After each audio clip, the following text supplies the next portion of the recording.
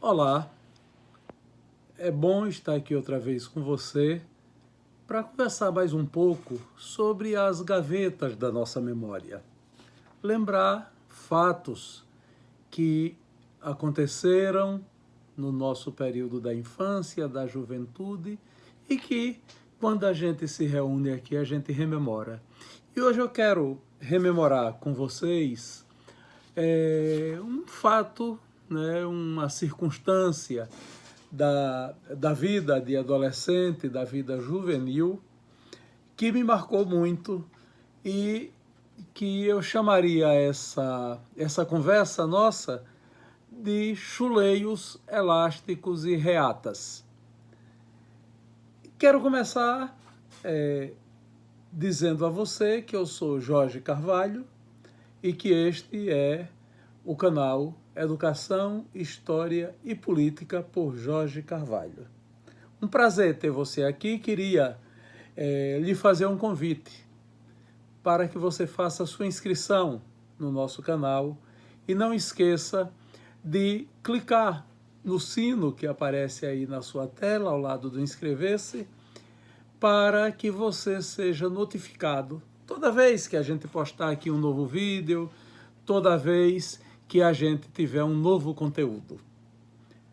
Também sugiro que, se você gostar desta história, dos chuleios, dos elásticos e das reatas, você curta o vídeo, dê um joinha, clique em curtir. Mas vamos à história, que é o que nos move aqui agora. Eu queria começar conversando sobre mescla. Certamente, quem é das gerações mais novas não sabe, não tem ideia bem da mescla. A mescla é um tecido que exerceu uma importância muito grande na metade do século XX.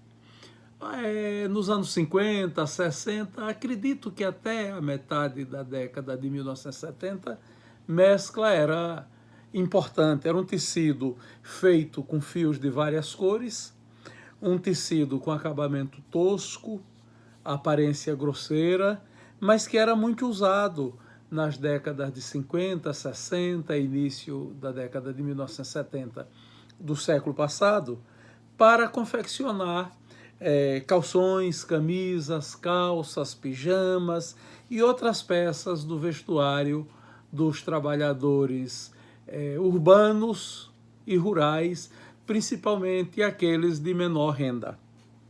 Era um tecido barato, por isso que detinha esse tipo de preferência.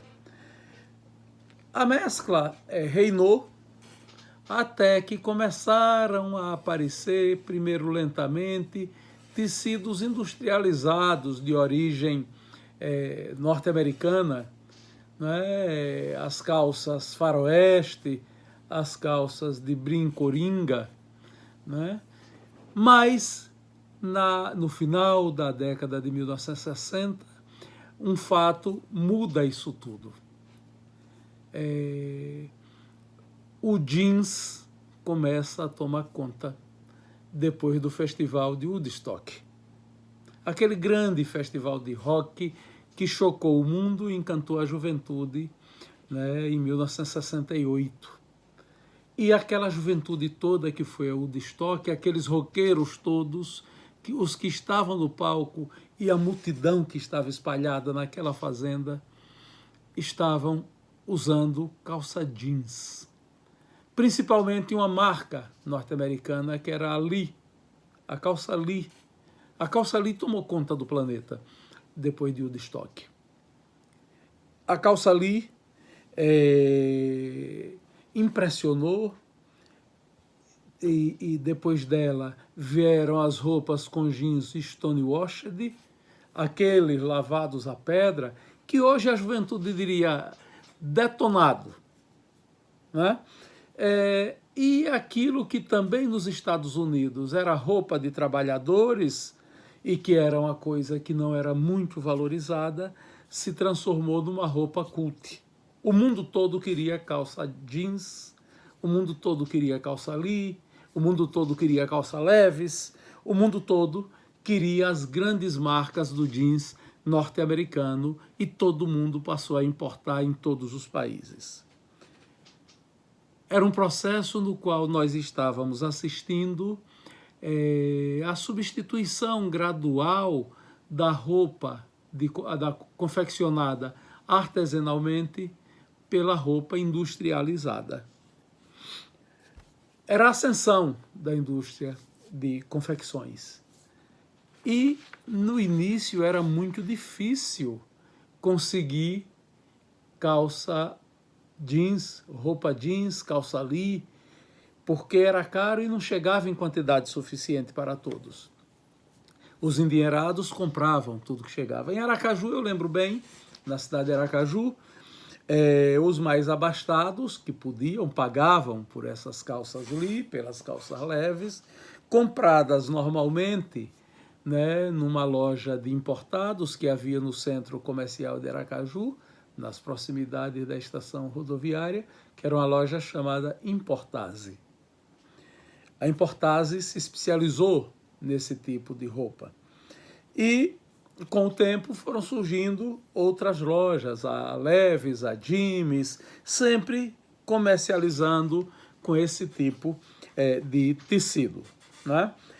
Os menos endinheirados queriam ter aquele objeto do desejo, não podiam. Os mais endinheirados, quando não encontrava na Importase, na Leves, na Jimmy's, eles sabiam onde buscar. Em Aracaju tinha alguns que eram chamados à época de muambeiros, né? Outros preferiam chamar de contrabandistas, pessoas que importavam essas notas e vendiam essas roupas, perdão, e a calça lee, a calça leves e outras marcas, e vendia sem emitir nota fiscal, né? Algumas até em endereços bem conhecidos de bairros privilegiados da zona sul da cidade de Aracaju, que eram os bairros da moda, né, como a Praia 13 de Julho, né, e que todo mundo sabia quem era, sabia o endereço, tratava pelo nome e sobrenome, que prestava o serviço de abastecer a cidade, aqueles que podiam pagar com esse tipo de produto. Mas eu quero falar da roupa de mescla. Eu morava, na época, com a minha avó, passei com ela alguns anos da infância e outros da adolescência, numa casa onde morávamos eu, a minha avó Petrina, que era comerciante, e a minha tia Terezinha, que era uma servidora pública federal. A minha avó, ela tinha uma loja no mercado de Aracaju, no Largo, entre o Mercado Velho e o Mercado Novo, entre o Mercado Antônio Franco e o Mercado Tales Ferraz, uma barraca que lá dentro ela montava a loja dela de vender roupa de mescla, confeccionada em mescla. E essa loja da avó Petrina era abastecida por peças que ela mesma confeccionava. A rotina era, pela manhã ela ia ao mercado, abria a loja, passava a manhã vendendo, à tarde ela ia para casa e passava a tarde costurando numa máquina Singer, e à noite se dedicava a fazer acabamento, pregar botões, chulear, costurar riatas, que são aquelas tirinhas de pano que colocam junto ao cós da calça para segurar o cinto, e a tarefa também de enfiar elásticos no cós dos calções de mescla e das calças dos pijamas, que era uma tarefa simples e que, por isso, a tarefa ficava para o menino, que era eu. A tarefa não era complicada nem difícil, mas como isso se fosse colocar elástico em um calção. Mas tinha noites que colocava em 30 calções, 20, 30 calções. Eu fazia isso, né? E isso era muito penoso, muito duro, muito chato. Nas noites de colocar elástico, e nas quais a minha avó e a minha tia se dedicavam a pregar botões, a fazer bainhas, a chulear, né? A gente tinha uma companhia. A família ainda não tinha TV. Os aparelhos de TV, naquela época, eram eletrodomésticos muito caros e aos quais era difícil ter acesso. Não era toda a família que podia ter uma televisão na sua casa, né? E nós não tínhamos. E como na maior parte das casas e para a maior parte das famílias, a nossa companhia era um rádio. Eu lembro bem, era um rádio de pilhas da marca Mitsubishi, né, que era protegido por uma capa de couro bonita, né?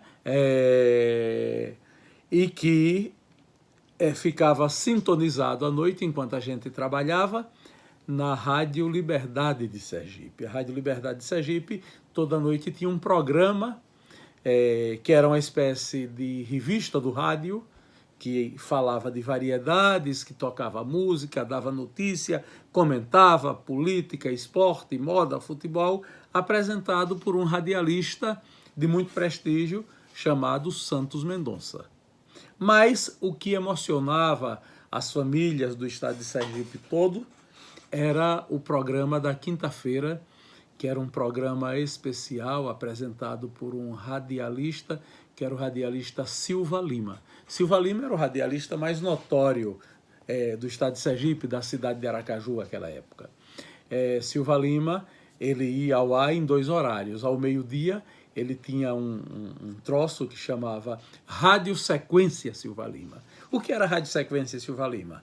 Era um noticiário, o informativo Cinzano, um programa de esporte, né, uma jornada esportiva, e, por fim, um programa de consultório sentimental, que era o Pergunte a Silva Lima. As pessoas mandavam cartas sobre questões de amor, questões existenciais, e Silva Lima respondia a todos.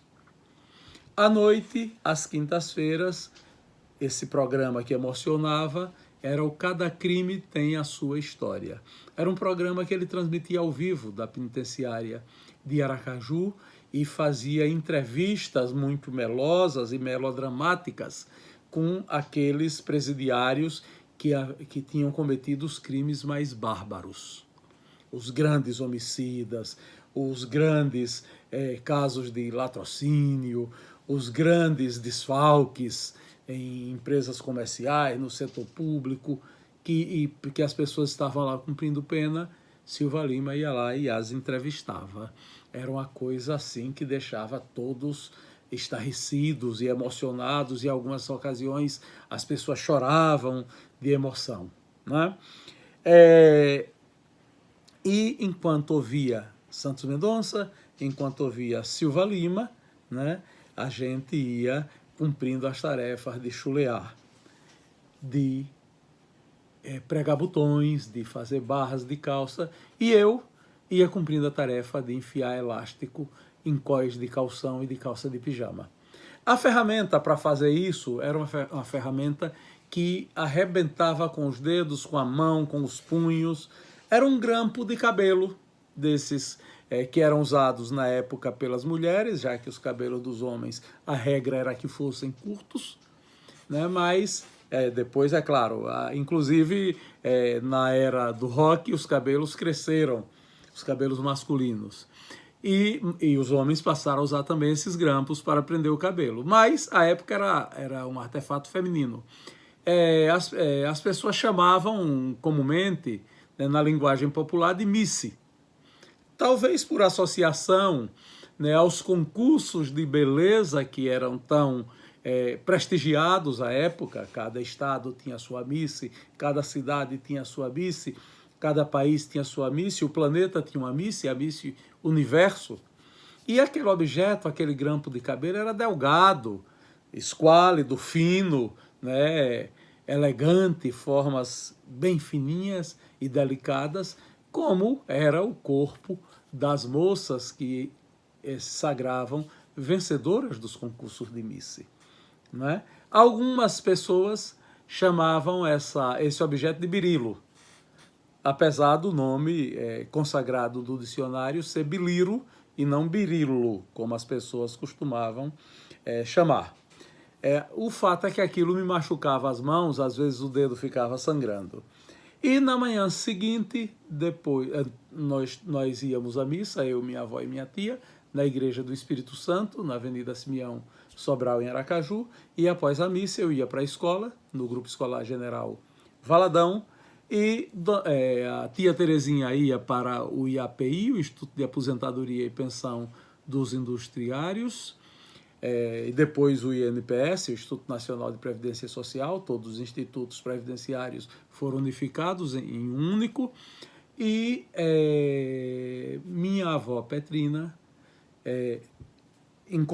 estava na porta dela esperando um senhor chamado Afonso, que era um negro, corpulento, forte, musculoso, que transportava, ela pagava, ele era carregador, e ela pagava para que ele transportasse aquela carga de mercadoria, que era pesada, até o mercado, né, para ela juntar com o estoque que já estava lá e fazer suas vendas.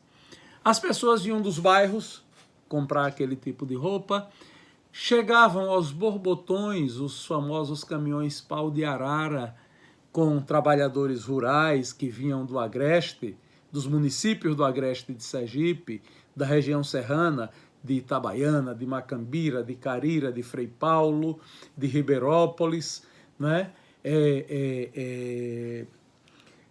Vinham todos ali, né? De Campo do Brito, de Malhador, vinham todos para comprar, vender suas hortaliças, verduras, no mercado, que essa região é grande produtora disto, e compravam também a roupa ali na barraca da Dona Petrina, né?